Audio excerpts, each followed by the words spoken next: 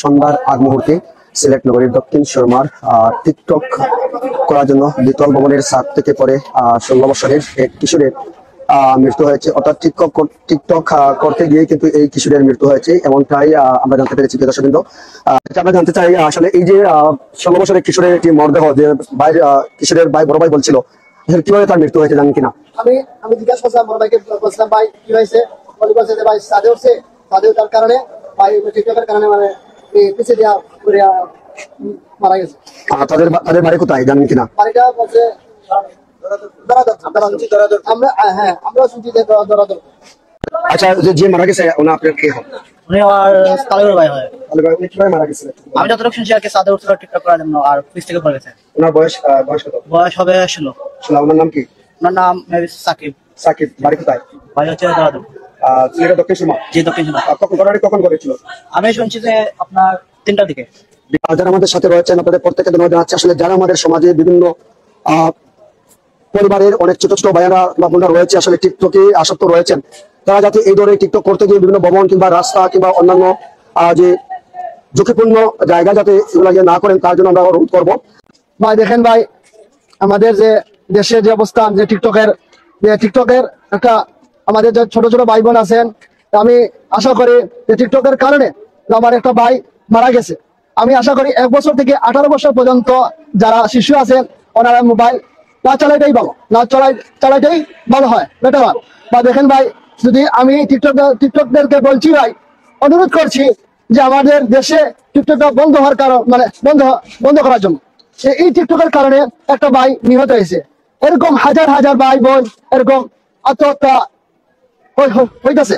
আমি বলছি যে এই টিকটকার বন্ধ করার জন্য, টিকটকার বন্ধ করলে আমাদের সমাজটা সুন্দর হবে, সমাজটা সুন্দর হবে, শান্তিপূর্ণ হবে। এই যে মর্মান্তিক একটা ঘটনা ঘটছে আজকে, আমরা সবার জন্য সবার কাছে এটা দুঃখজনক ব্যাপার, ওইটাই বলি আমি বক্তব্য করতে। আসসালামু আলাইকুম। বলছিলাম যে আজকে আমার ছোট একটা ভাই আমাদের মধ্যে নাই নিখোঁজ হয়ে গেছে বলতে টিকটক করার দিয়ে ছাদের উপর থেকে পিছনে যাওয়ার দিক দিয়ে পড়ে গেছে, পরে তার দুর্ঘটনা ঘটে গেছে। এটা আমরা বিষয় যে দেখছি, আমরা খুব দুঃখজনক ভাবে আমরা সিলেট পাবলিক খুব মর্মাহত হয়েছি যে একজন কিশোর চিন্তা লাগি পরে কিভাবে মর্মান্তিক মৃত্যু হলো। নিরাপত্তার কারণে, নিরাপত্তা জনিত কারণে সে পরে মর্মান্তিক ভাবে মৃত্যুবরণ করেছে। এটা সিলেটের জন্য খুব দুঃখজনক। এভাবে এটা করতে পারে না। এখানে যদি কোনো লোকজন থাকতো নিরাপত্তায় বা কোন নিরাপত্তা প্রহরী থাকলে এভাবে মানুষ মৃত্যুবরণ করতো না। এটা আমরা চাই প্রত্যেক জায়গায় নিরাপত্তা প্রহরী রাখার জন্য আমরা অনুরোধ জানাচ্ছি। যে বিষয়টা আমরা বলতে চাচ্ছিলাম যে মূলত সেই কিশোরটি কিন্তু মৃত্যু হয়েছে যে টিকটক করতে গিয়ে বাসা দ্বিতল ছাদ থেকে পড়ে মৃত্যু হয়েছে। টিকটকটা আসলে সমাজের জন্য একটা মরণবিধি হয়ে দাঁড়িয়েছে। মানে সমাজের জন্য একটা এমন একটা বিষয় দাঁড়িয়েছে যে টিকটক সমাজের জন্য এটা কোনো ভালো উপকারের জন্য নয়, এটা বিনোদন দিতে গিয়ে মানুষের মৃত্যুবরণ হচ্ছে, মানুষের অনেক কিছু একটা নেশায় পরিণত হয়েছে টিকটক। এই বিনোদনটা আমরা চাই, এই বিনোদনটা বন্ধ করাও, এই সারা বাংলাদেশে এই বিনোদনটা বন্ধ করাও। এই টিকটক করতে গিয়া কিছু মানুষের টাকা রুজি করতে গিয়া, পয়সা রুজি করতে গিয়া মানুষের জীবন ধ্বংস হয়ে যাচ্ছে। এটার জন্য সমাজটাকে এটা বিলুপ্ত করাও, এটা অনুরোধ রাখছি। কিছু মানুষে কিছু ভিউ পাওয়ার জন্য এই যে টিকটক গুলা করতে গিয়া সমাজকে ধ্বংস করে যাচ্ছে। সামাজিক একটা আন্দোলন গড়ে তুলতে হবে এই টিকটকের বিরুদ্ধে। আমরা এটা অনুরোধ জানাচ্ছি যে প্রশাসনের কাছে যে এই টিকটকটা বন্ধ করার লাগে, এবং সমাজের কাছে অনুরোধ জানাচ্ছি যে এর প্রতিবাদী হয়ে সব দাঁড়ানোর জন্য, যে এই টিকটকটা সমাজের জন্য একটা মরণবাদী হয়ে দাঁড়িয়েছে। আরেকটা বিষয় জানতে চাই যে এই মুহূর্তে দেশ ও প্রবাসে অনেক টিকটকার রয়েছে, আমাদের অনেক কিশোর রয়েছে কিংবা অনেক ছোট ভাই বেলাস রয়েছে কিংবা শিক্ষার্থীরা রয়েছে। তাদের উদ্দেশ্যে আজকে এই যে দক্ষিণ সুরমার দরাদরপুরে 16 বছরের সাকিব টিকটকের ভিডিও ধারণ করতে গিয়ে দুর্ঘটনার শিকার হয়ে সে ছাদ থেকে পরে নিহত হয়, এই বিষয়ে আসলে তাদের উদ্দেশ্যে কি বার্তা রয়েছে? তাদের পরিবারের যে তাদের পরিজনের একটা সুখ নেমে আসছে। আমরা চাই, আমরা বাংলাদেশের সবাই চাই এ ধরনের যে কোনো পরিবারের সুখ নেমে না আসুক, যে টিকটক করার জন্য একটা মানুষ মৃত্যুবরণ করেছে। তাদের পরিবারের আমরা প্রত্যেক পরিবারের যে মৃত্যুবরণ করেছে তার জন্য আমরা সুখ এবং দুঃখ প্রকাশ করছি। আর আমরা চাই যে বাংলাদেশে এই টিকটকটা বন্ধ করা হোক। এর জন্য বন্ধ করা হোক যে ইগো এক ধরনের মানুষের নেশায় পরিণত হয়েছে, এবং কিছু মানুষ তাদের পেশা বেছে নিয়েছে। অনেক পেশা আছে টিকটক পরেও, কিছু মানুষের জীবন ধ্বংস হচ্ছে, এবং এই টিকটকে কিছু মানুষ এই মোবাইলের মাধ্যমে মানুষের জীবনকে ধ্বংস করে দিচ্ছে এবং মানুষকে ঠকাচ্ছে।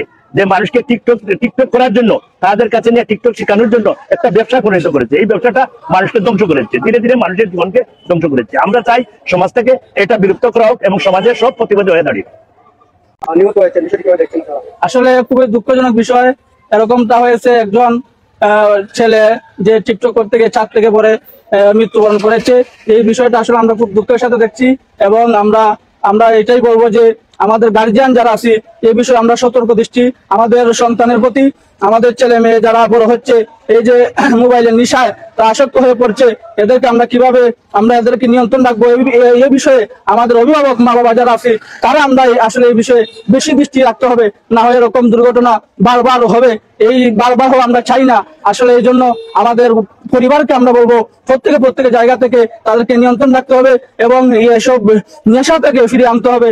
এবং বাংলাদেশ সরকারের কাছে এটাই বলবো যে এ বিষয়ে বাংলাদেশ সরকার যদি পদক্ষেপ গ্রহণ করে তাহলে টিকটক নামক এই একটা ভাইরাস মানুষের জীবনকে ধ্বংস করছে, এরকম ভাইরাস আমাদের সমাজ থেকে কিছুটা হলো আমরা মুক্তি পাবো। এবং এই বিষয়ে সরকার যদি পদক্ষেপ নেয় তাহলে আমরা সবাই খুশি হব ইনশাল্লাহ।